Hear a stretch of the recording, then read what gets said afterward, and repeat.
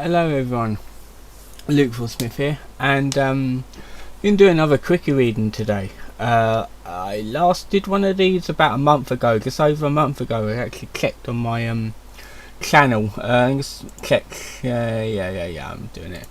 No face cam. I just got out of the bath, so I've got nothing on. So you're only getting my voice and the screen today. So we're going to do a quickie reading. This is going to be how Chris handles death. I suppose, I don't know, it's maybe a bit dark and maybe a bit morbid, but here we go. I'm going to try and do 2 quickie readings a month and 2 GeoGuessr videos a month, so it won't be that much really. So let us read Chris and death. So we got a couple of quotes. Sometimes I remember her, but I have moved on. Chris on a late Panda Halo. I don't think Panda Halo was real. I'm pretty sure it was a troll. And dying is not happening with me. I'm set to stay alive for 1,000 years. Chris over 10 years later, being absolutely delusional on Discord. Wait, Chris is a Discord? Never knew that. Yeah, this is when he believed in the dimensional merge. He said that, and he thinks he's a goddess. Spoilers, he's not. Death is a concept that Chris has a notably hard time understanding and or coping with. Be it the death of a human or an animal or even a fictional character.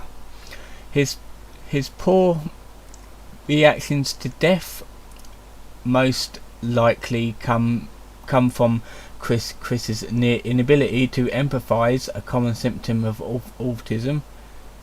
That's, I don't know, I'm autistic and I find death really sad and upsetting, so yeah, I think some people with autism deal with it differently to others, a bit like normal people really, and childish through patterns. Children often don't understand death, well obviously because they're kids, they need to learn about it and stuff, usually just thinking it's like sleeping forever, just leaving, or in recent years merged with their counterpart in scene 197. That's the dimensional merge thing. I'm not going to go through the dimensional merge, it'll take a hell of a long time. Chris, being a child inside, can only resort to these clumsy analogies to understand death. Here are the departed souls in order from earliest to latest, and we got a whole list here that we're going to be reading through. Some of these, most of these are like fictional, and some of these like real people. So here we go, the actual deaths. Previous ancestors. Chris claimed that at Aunt Karina's funeral his ancestors wished him a safe trip to Ohio to meet Julie. Oh god, I'm gonna have to read the article about that. That's gonna be fun. Passengers of HMS Titanic died 1912. In 1912, a famous passenger liner, Titanic, hit an iceberg on its maiden voyage from Southampton. If you don't know where Southampton is, it's basically South England. It's in England. I've been there, it's quite a nice place. England to New York, and resulted in the deaths of around 1,600 people. Shit. In Lars shipped at a sunk movie, Chris insensibly attempts to threaten Lars by destroying a Lego version of the Titanic. Yeah, even though that was over 100 years ago, it's still a little bit. It's not good to take the piss out of people who died, even if it was 100 years ago. There's still lives that are lost. You can't make fun of people like that. Every single victim of the World Trade Center attacks. Oh god, here we go. 2001. damn. I actually remember where I was when that event happened. I don't really know if I really want to read that article about it, but yeah, I'm not going to read it because it'd be a bit upsetting, so I'm just going to read this little bit here. Chris has a very juvenile understanding of the September 11, 2001 terror attacks and their effect on world history. In the Twin Falling Towers video of November 1st, 2009, Chris makes fun of Clyde Cash. I got spit on my screen. Ugh. Of Clyde Cash, and says that he is as weak as the Twin Towers. Wow. I know I have seen that video of him doing it, but damn. Which were primary targets in the 9/11 attacks. He then pretends that his mouse cursor is crashing into buildings, complete with sound effects. After heavy criticism for turning a tragedy which killed 3,000 people into a childish joke, Chris apologised and insists his patriotism. He also accredited the death of Casey's grandmother, who have said to have died in the attacks, to his dead dog, that's Patty, I believe, for literally no reason at all. The date of the attack included in a time travel sequence in Sonic Clue number 7. Jesus Christ. Oh yeah, pictures. I was meant to look through pictures, and rest in peace. That's a picture of Patty right there. Chris showing his some passionate love for Patty. I think that's the only dog that he really liked and really appreciated. That's why she's in the comic as a spirit animal or something like that. Here's a picture of memory card noting the tragedy next to the Dark Arbok Pokemon card Chris had purchased that day. Here we go. Okay, this is that. Let's have a read of it. Non-Halo Dark Arbok. I got this card in a booster pack on the worst day of 2001, September 11, where an airplane was stolen and crashed into New York. I don't think it was stolen, it was hijacked, I believe. Memory card 15, and there's the Arbok. I think I've got that card somewhere, I believe. I can't remember, I'll have to check the stack. Patty Chandler, this is the dog that was in that previous picture. 1988 to 2006. Wow, that's a really old girl. Died at a good age. I was born in 88. Weird, I was born in the same year as Chris Can's dog. I don't know if I should be pleased or upset about it.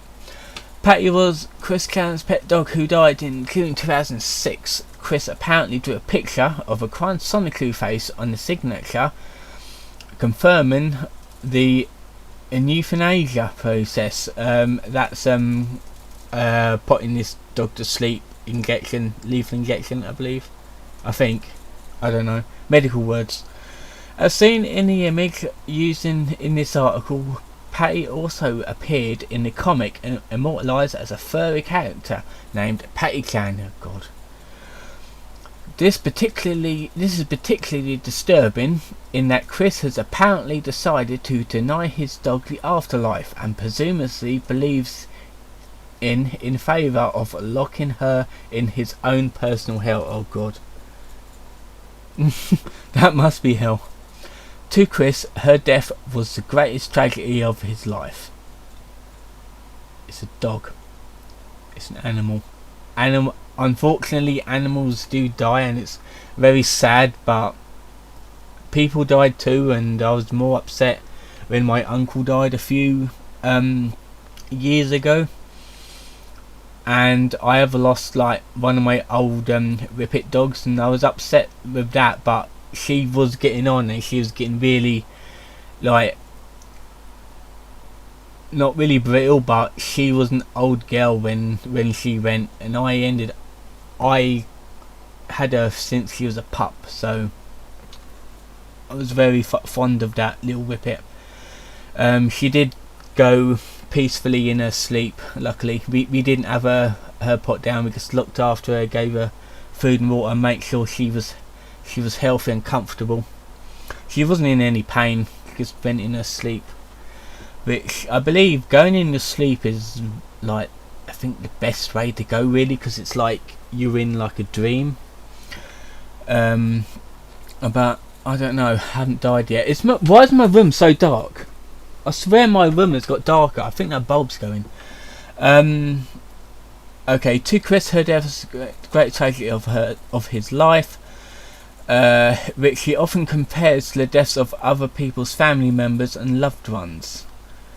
Unsurprisingly, every single person he said this to has become horribly offended. In Chris's plea to Clyde Cash, he inquires to Ryan Cash's death with Patty's, and in the father call he inquires the death of Matthew DeVolta's mother in the 9/11 attacks. Oddly enough, Patty may be the only thing Chris ever cared about. In the 1-year anniversary of her death, Chris even broke down in tears and had to be consoled by his mother. By comparison of death by any sweetheart will result in a few days of mourning at best. It should be noted that despite of all Chris's fondness for Patty, her memory was still not safe from being defiled by him. And is my thing still recording? Yes, it is. Good. I get really paranoid when I record for a long time. It's like, is it still recording? Yeah, it better be. Rocket Fox's dad. These are some of these I don't really recognise in Chris Clanlaw. 1966 to 2008. Rocket Fox's dad used to be an alcoholic but recovered and stayed sober for 10 years. However, his liver failed and he passed away in mid-October 2008 when Rocket Fox asked Chris for advice on how to cope. Chris considered it to be an accident, and went on a spiel about how bad alcohol was. This is actually the first death during the trolling, and it was mentioned to Chris to see how he would react to such bad news. And as mentioned, Chris did so poorly. Ryan's death and Chris's reaction cemented this. Yeah, I think that was like a yeah, it was a troll, but I don't think it was like his real dad. I'm not quite sure. Probably was though. I'm not, because I didn't really note the name. It didn't really ring any bells, because sometimes trolls tell Chris that like their family members died just to see how Chris react to it, and sometimes it's like real. I'm not quite sure really. Sarah Jackson, 1981 to 2008. So a lot of people died in 2008. A former sweetheart of Chris and Decepticon, Chris, who was killed in a carefully executed plan by Optimus Prime. Sarah Jackson, like Patty, was used in his comics for a while as Miss Jackarus in Sonic 2 number 9. Unlike Patty, Miss Jackarus gets the same fate as her non-comic counterpart and is replaced by her sister, who continues the lesson anyway. None of Sonic 2's characters mourn the loss of this professor. Ryan Cash, 96 to 2008. I think Ryan Cash was made up by Clyde Cash, I believe. I'm not quite sure, and if it is, it's probably another radio reaction at Chris to see how he will react. Ryan was Clyde's brother, who was a huge fan of the Sonic 2 comics. After they was delayed over and over, Ryan fell into depression and committed suicide. Yeah, he was bound to be a fake alias, because One, no one actually likes his comics, and no one would top himself just because he would stop doing them.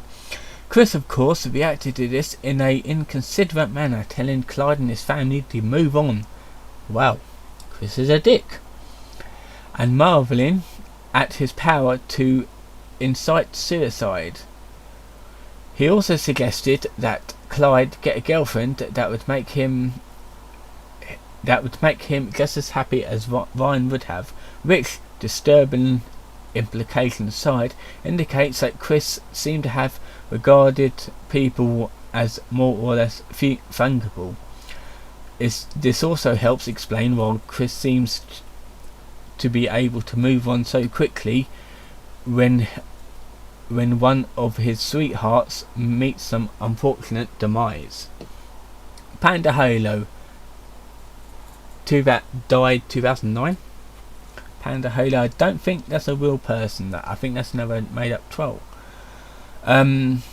Despite her being hundreds of kilometers away from the bushfires, Chris assumed Panda Halo was dead. She actually was alive and kicking, but Chris still didn't know this. After 2 days of her death, 2 days after her death, he went to find another sweetheart to mass debate it, saying it's okay though, at least I have a good woman who is willing to be by my side at this point. 9 months later, Sonic number 9 featured a special memorial to Panda Halo in the sequence in which she dies off screen in a building fire after saving her Pokemon. Chloe Rosecue and Blaze Bob Sonichu. Blaze Bob, oh god, that name. So, oh, that was a Pokemon, okay. So they wouldn't burn with her, not realising that burning is a incredibly painful way to die. Most recently, Chris detected all Sonichu number 10, dedicated all Sonichu number 10 to Panda Halo's memory. This would be most touching if the alleged dedication didn't wholly consist of how awesome Chris was for using Panda Halo's art. Oh god, stealing artwork for your own comic, really. Sarah May. After being called Julia multiple times, Sarah May attempted suicide over Mumble. What the hell is Mumble? Immediately after she went offline, rather than express any concern or to find a way to stop her, Chris told Julie, who was also in the chat, "I still have you," with a completely emotionless oh well attitude. Wow. Julie was playing along with Chris and didn't react to Sarah's suicide attempt in any human-like fashion either. Yet, did it not occur to Chris that Julie's behaviour was in any way unnatural? Chris then made a immature shout out to her on a YouTube video, with tears faker than all his sweethearts combined. The only reason he offered as to why she shouldn't commit suicide was that he would be sad without her. Aunt Karina, 1936 to 2009. Aunt Karina was Chris's real auntie. I know this for a fact. Chris's Aunt Karina had a funeral on Chris's birthday. God, I know exactly how miserable that is to have a funeral like close to your birthday. My how long was this? In like 2001, my grandmother died on my dad's side, and she died in like early May, and we had her funeral like on the day before my birthday. It wasn't planned like that. We didn't have any choice. We had to do it, and yeah, that was a really bad. Well, I miss her. That's the thing. I miss her so much. But she is in a better place now. And I do have a picture of her on my windowsill to remind me of her all the time. So we are still thinking about her every single day. Right. Where was I? Chris's aunt had Chris' birthday, which also falls on Shrove Tuesday. Wait, his birthday's on Shrove Tuesday. Yeah. That's I believe that's when's Shrove Tuesday? That's like the middle of February, isn't it? Because I think Mum or my uncle, because they share their birthday on Shrove Tuesday, I believe, or that's like smack bang in the middle. As a Christian holiday which involves eating pancakes, yeah, I bet Chris loves that holiday. Needless to say, Chris cared more about the pancakes than the actual funeral of his own aunt. Jesus Christ, oh my God. Wendy, I know how to be sad because my dog died excuse fails. Chris unusually follows up with an offhanded version of his Aunt Karina. After that fails, the deaths of his many sweethearts tends to follow. Well, Clyde Cash. Wait, did they actually kill off Clyde Cash, the character? 1976 to 2009. Wow, if he was really born in 1976, it's like a 30-year-old man trying to like troll a man in his 20s, something like that. In early 2009, Chris seemed to be aware that Clyde was supposedly dead, although he was suspicious of the idea. Regardless, he cursed him in case. Okay, that was fucking short, wasn't it? Billy Mays. Yeah, Billy Mays did die. He was a real person. He's a you know, that Billy Mays here with another amazing product. 1958 to 2009. In Captain's Log, Stardate, 1st of July 2009, Chris only seemed to be upset. Chris only seems to be upset over people blaming him for May's death, and loudly denies that Billy has been mayor of Quickville. Yeah, all the trolls told him that Billy Mays was the mayor of Quickville for some reason. He doesn't even offer any condolences to May's family. Down the line, Chris selfishly adapts the idea that Mays was in fact his bodyguard and died protecting Chris. In Sonically number 9, Chris slaps in a one-page intro with Billy saying that he was never the mayor, but was a part of Chris's group. At the bottom was a message from Chris asking him to come back soon. Ivy, okay. 1992 to 2009. This is a bit of a longish one. Ivy committed suicide. Oh, this is another troll alias, by the way. Not a real person. Ivy committed suicide after not being allowed to see Chris. Chris uploaded CWC Boyfriend in a memorial.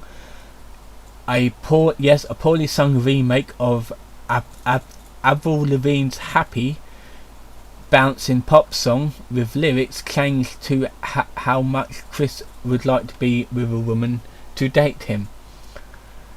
Chris included several pictures of past sweethearts in the video, making it less a tribute to Ivy and more a monument to Chris's failures.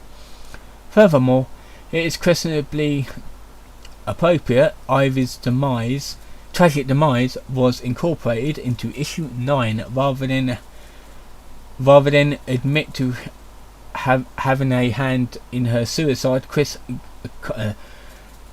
conjures up a magnificently gruesome accidental death, which involves having gotten her neck broken with an elevator wires falling through the Jesus!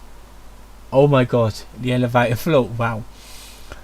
Although this is a particularly troubling manipulation of what really happened, Chris more than makes up for it in Gravius by he gracefully a bit betrayively, offers a tiny orange box in memory to Ivy O'Neill, taking pride of place underneath a backshot of Slaville and some weird folks Transformers actions.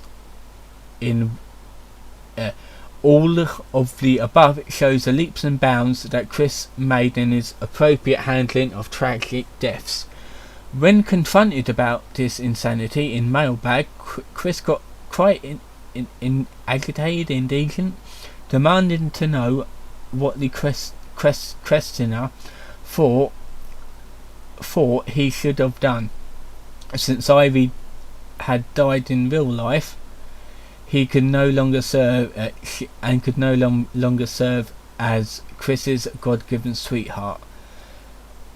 Wait, did she die? Did the actual person who played her died in real life? I don't know. So the way this is worded, it is not clear it had ever crossed Chris's mind to keep this horrific death at the pages of what's supposedly a comic aimed at children, or to let Ivy's character live on in Quickville like he had done for Patty and Billy.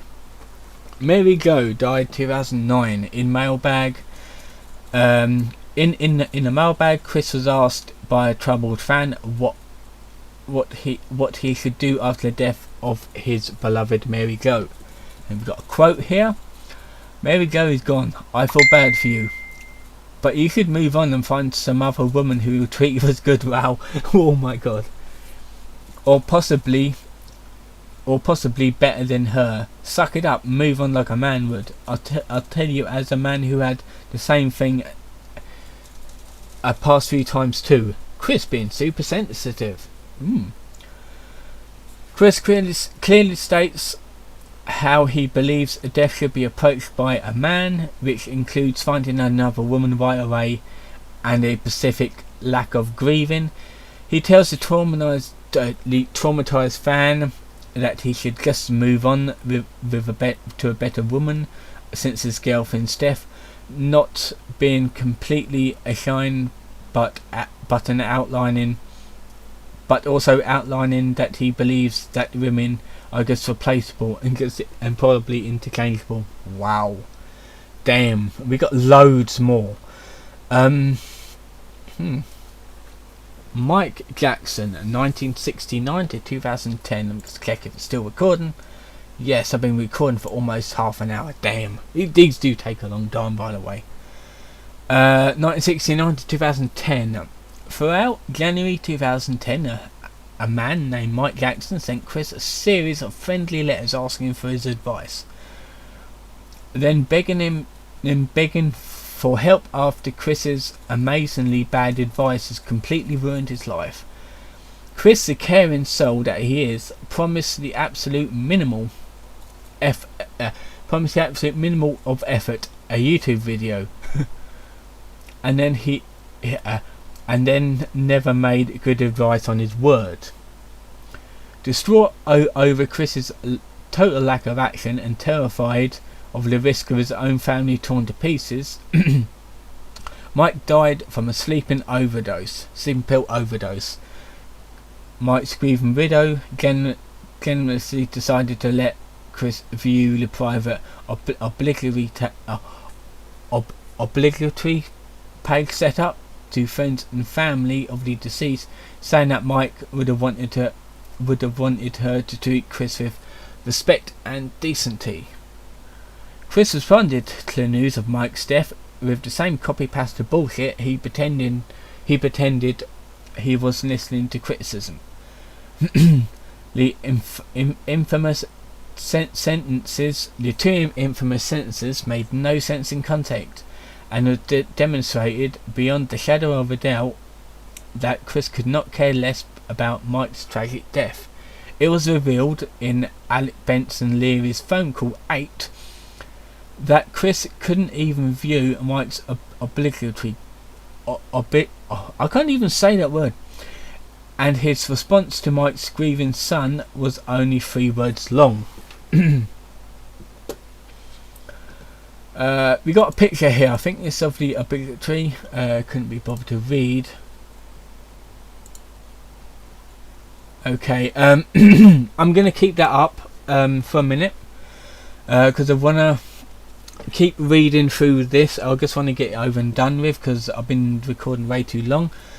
Simona Rosicru during the Aspiclu saga, a recurring theme was Ivan's legal claims. Evan's legal claims in regard to Simona Rosicru. I should have brought water with me. As something of his character, Sonicru, while early demands were for Chris to edit his old strips to remove Simona entirely from his continuity. Later, Evan consented to letting Chris keep Simona's appearance on the grounds that he'd kill her at a later date. Chris, not surprisingly, totally lost his shit, showing a much stronger emotional attachment to an empty one-dimensional character that he was managed that he has managed for any living creature other than his dog. Eventually, after being faced with the threat of legal action, Chris finally killed Simona in issue 10, although not before she laid an egg out of wedlock with her baby daddy, Wild. Although, of course, the act of laying an egg was never shown or mentioned, which hatched into Sandy Rosicru. Simona's death apparently continued to haunt Chris long afterwards. This led him to reviving Simona around May 2014, more than 4 years after her demise. It should have been noted, as revealed in the Alec Benson Leary phone calls, Chris considers cartoon characters to be real, living creatures that exist in some other demescent of Toontown, that from Who Framed Roger Rabbit. Simona's death was as real to him as any of his family members and sweethearts, perhaps even more so. Okay. Desi and Skittles Chandler. Precise date of deaths unknown, no longer than the 10th of April 2010. In an email that Chris sent to Jackie, he mentioned that his 3 cats, Lucy, Kitty and Scamper, despite the fact that he was previously known to have 2 additional cats, Desi and Skittles, suggests that by the time of the correspondence both had died, or at least departed from 14 Branksome Court in some other way. No documentation exists of Chris' reaction to their loss. Oh wait a minute, I think this is another picture, let me just put it in there. Yardie Love, 1987 to 2010. Yardie Love was a lacrosse player for the UVA who was murdered. I think this is a real person. I've never heard of the name, but there might be a real person. UVA. Chris uploaded a video discussing the story, which he probably saw on television for a few minutes. Yeah, it's a real person. If it's on TV, then yeah. But didn't even bother to say her name. I'm losing my voice. He also stated that the murderer should get 20 years in prison for the shock of the murder. No. For the shock of the murder. What the hell is that meant to mean? What's he scared of having her killed by himself? Hey? I mean, yeah, 20 years for murder, but shock of them. What? What is that meant to mean? If he's a murderer, then yeah, give him more than 20 years. But the American legal system is shit. To be fair, the English legal system is shit. Which is twice his desired punishment for smoking. 20 years in prison for smoking? Chris is weird. Later in the video, he rerouted the subject towards himself and stated how everyone needs to be sympathetic of him and his autism, and that he is not a bad man. In other words, he used the death of a girl he never even knew in an attempt to make himself look good. Because of course he would. It's the same sort of shit DSP will do. Okay, we're doing some family members now.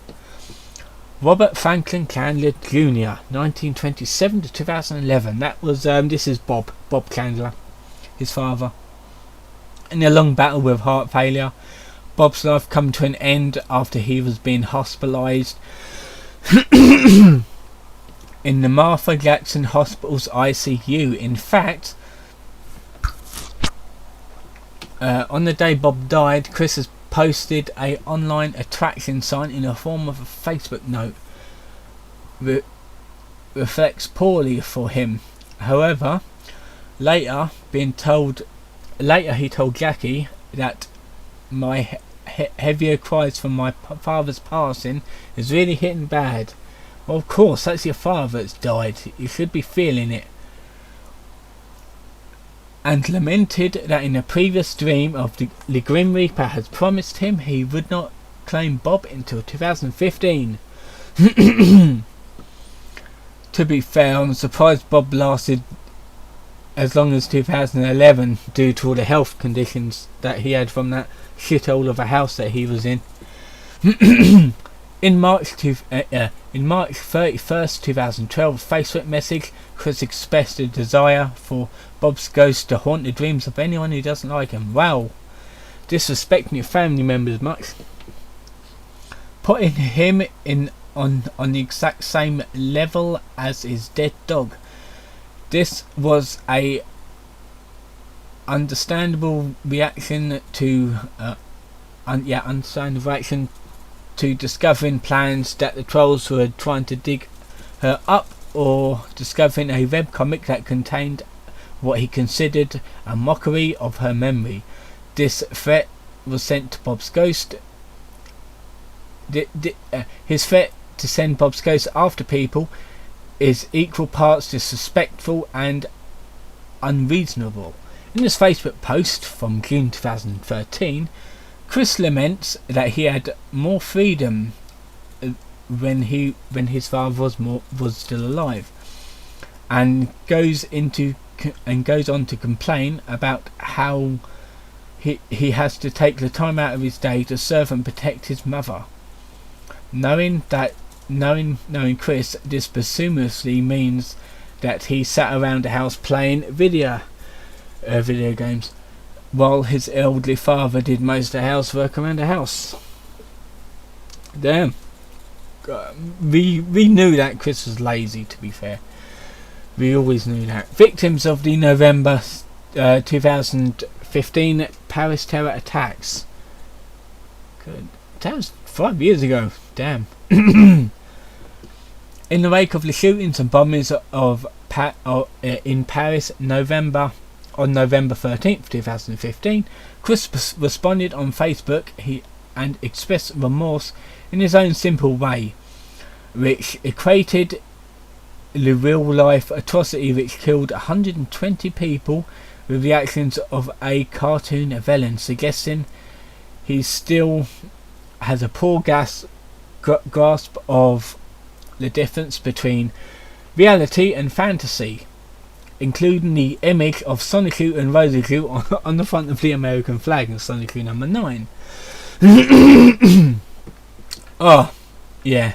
I need to go through this. I need to push through this. Come on. Okay. Stanley, 2022 to 2018. 2018 he died. I thought he died last year, to be fair.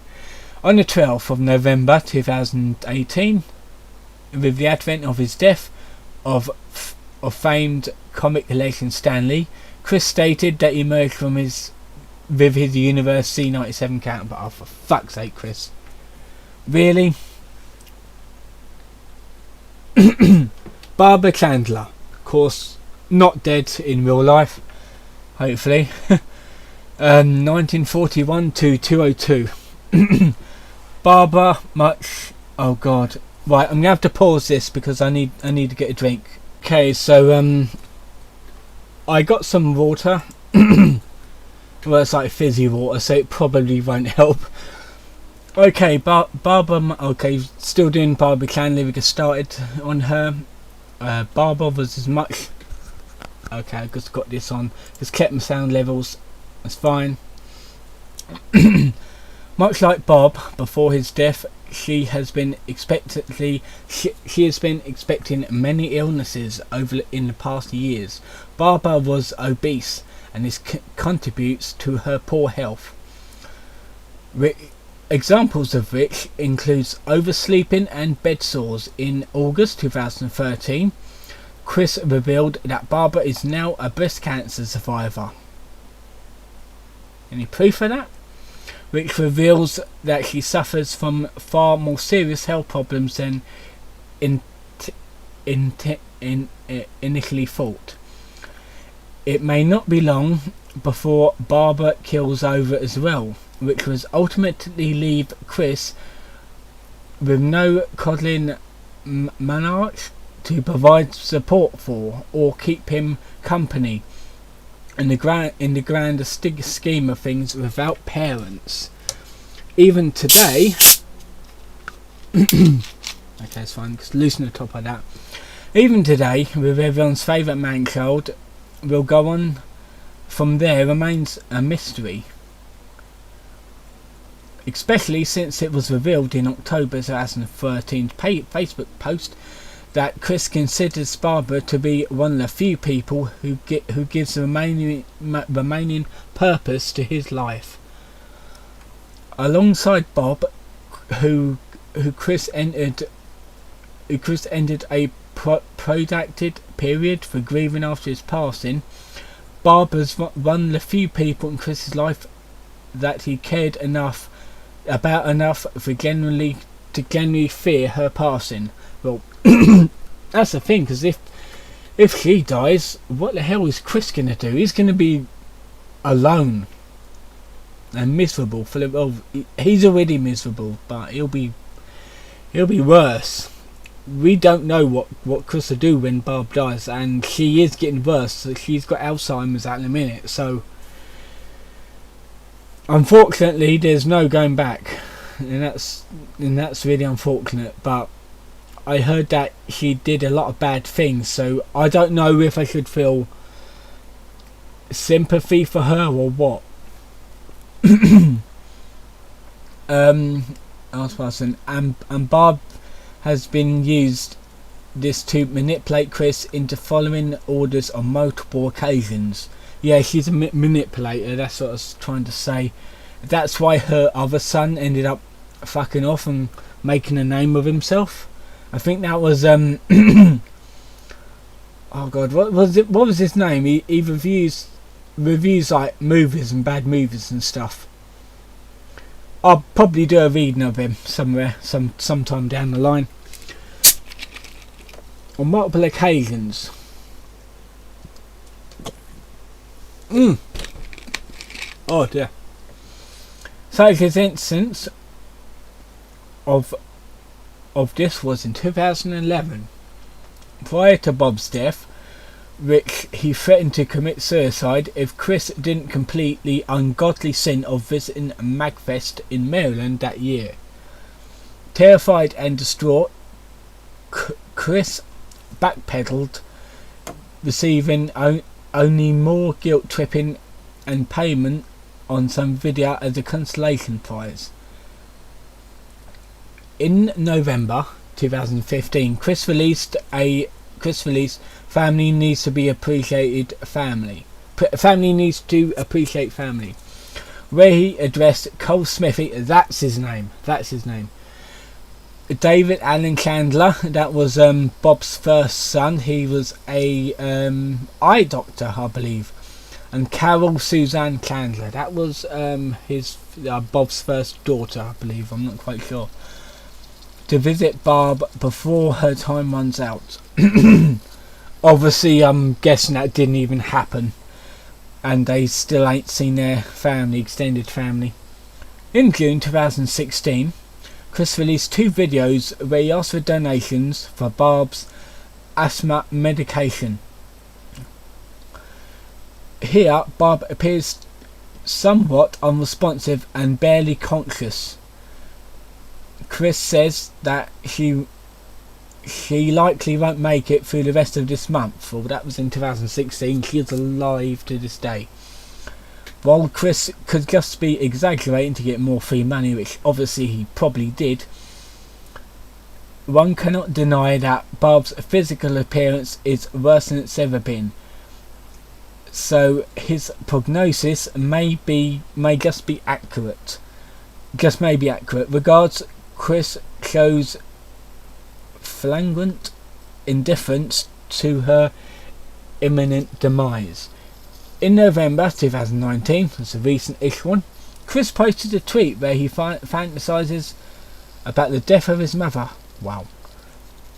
Imagining her to be part human or part RoseCli hybrid after death, in the same vein as he believed Bob reincarnated into RoseCli after Robert Clew. Oh, Jesus Christ, because why? Disrespecting family like that. Chris himself, 1982 to 2000 and what? Well, anytime really, he's in such bad shape. Given Chris's notably bad diet, lack of hygiene, activity and hygiene or social interaction, on top of a complete lack of motivation or concern. Is this still recording? Yep. I just need to splice these videos together. Of anything other than himself, it is generally considered unlikely that Chris will live very far into his 40s, should he persist in his current lifestyle. However, there is a likelihood that, like Bob, who lived into his mid 80s despite suffering from and eventually passing as a result of heart failure and alcoholism, he may be genetically disposed to lead a long, miserable life. In comparison, though, Chris's only death is naturally the only one that immediately concerns him, since it is the one thing that would put an end to all the love Chris once and for all. We've got a quote from him: "And believe me, in my dreams and even in moments within my mind while awake, I have been seen and felt in death light. Not only it is the most horrifying thing ever, but I am long not ready for it." Chris on his visions of death. Let's get another swig of drink here.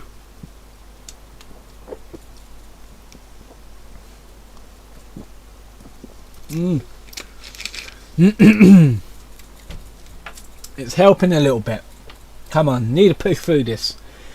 In a conversation with Wikipedia, Chris once mentioned he has been receiving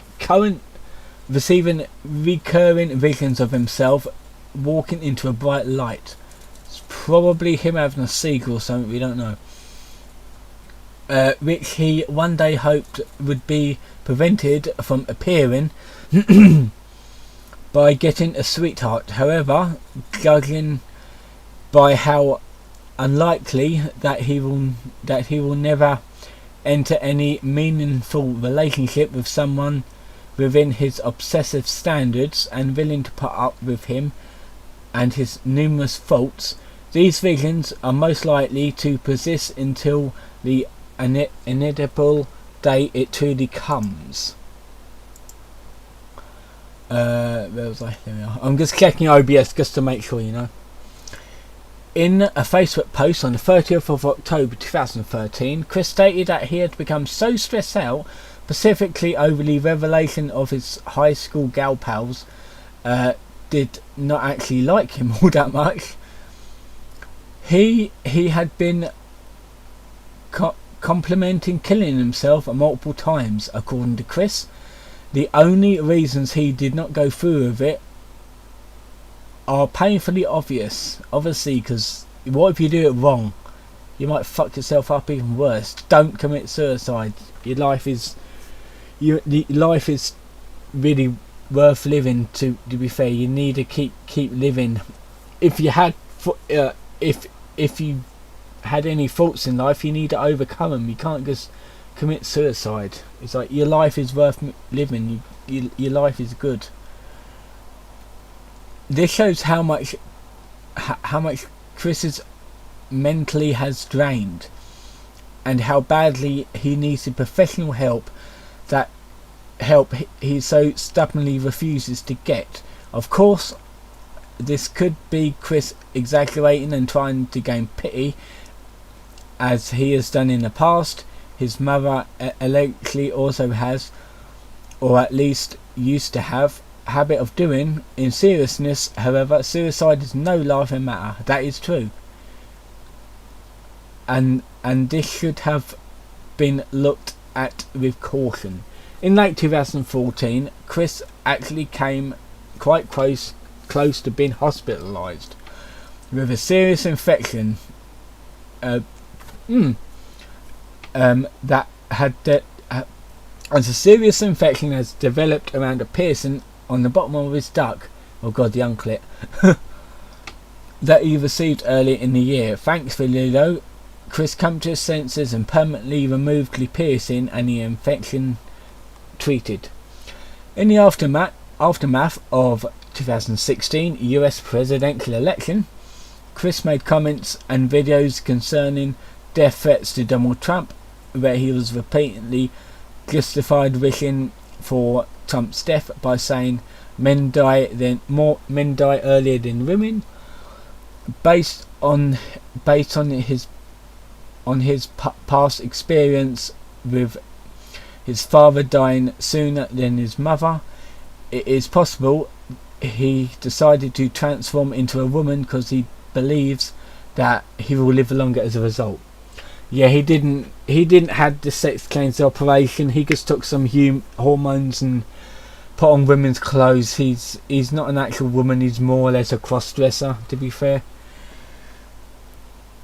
Okay, I've done that. In 2019, in a Discord chat between his fantasy enablers, Chris has claimed that he had set to live for 1,000 years. Yeah, that's not going to happen. I mean, yeah, it'll be a miracle if he lives past 40, but we're going to have to see. CWCki, here's the main lad. 2002 what? One of the very few things Chris seems to care about the death of besides himself is CWCki and his pals. Since Chris believes that all cartoon characters exist in some universe he had created CWCki's, he feels that that if he were to reboot the comics, he would mean that would mean that CWCki and his friends would die, and they would all reincarnate into their newer rebooted versions, as hinted in a July 23rd 2017 Twitter post. Being his love and joy, the last thing on Chris's mind would be to kill his creations, but yet is perfectly fine with freezing them in time with his hiatus of the series. Yeah, he has not done any comic updates for a long time. Ironically, even when Chris inevitably does pass on and go meet the God Bear, he'll still be remembered not only for his life but for many humorous misadventures in it, but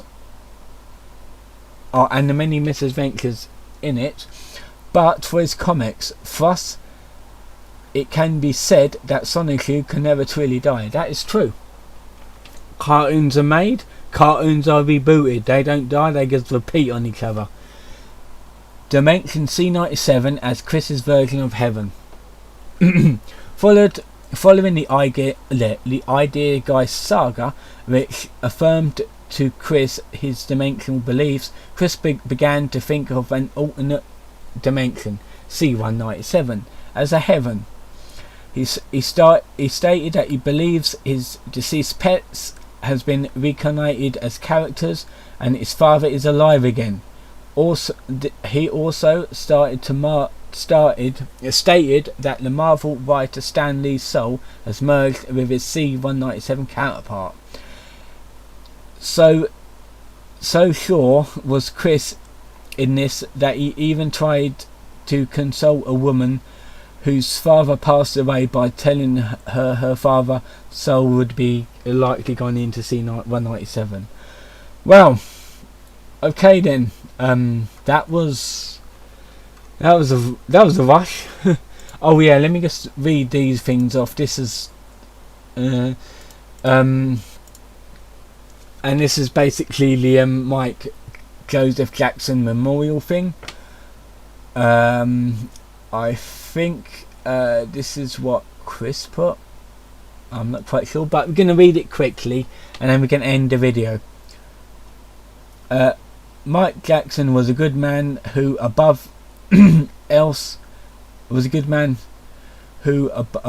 put his faith in others, especially those he views as exceptional, even with that faith may have been blindly put.